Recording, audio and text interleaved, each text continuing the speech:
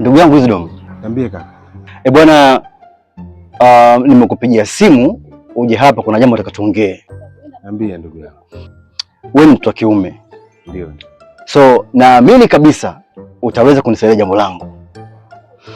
Bwana, kuna baadaye mida kama saa moja hivi kuna sehemu nataka unipeleke. Nataka unitafutie loji kali ya kinyama, kinyomwezi. Kuna mtoto fulani nataka nikaishi naye kidogo.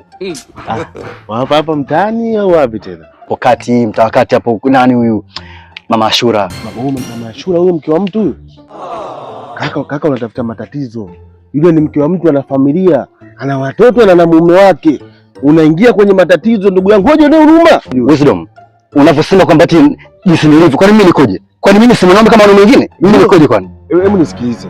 Mwisho wa siku unaenda naye huko loji, mume wake anakuja. Ndugu yangu mimi sipo, mna huo ona jitihadi.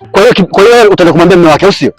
Nimeashumu tu. Sasa unashumu nini? Wewe nikwambia hivi, fanya mpango bado nipeleke. Mimi kama saa moja. Mtoto kaelewa kila kitu. Mashura hana shida. Unaona bwana, kila kitu kipo sawa. Wewe nipeleke. Kwambia tu kitu kimoja ndugu yangu, mimi siwezi. Kwa hiyo nikataa mwanangu. Lengo langu mimi kukuokoa tu kwenye hatari. Hiyo ni hatari ndugu yangu, mke wa mtu yule. Kwa hiyo wewe mimi unanikataa mwanangu. Unanikataa ni ndugu yangu. Nisikilize kaka, sina maana hiyo. Lengo langu mimi, yule ni mke wa mtu, angekuwa mwanamke mwingine ingekuwa kidogo ni sahihi, lakini huyo mke wa mtu mimi naanzaje kukushauri tu. Kama utaki kunisaidia mimi nitajua nifanyaje.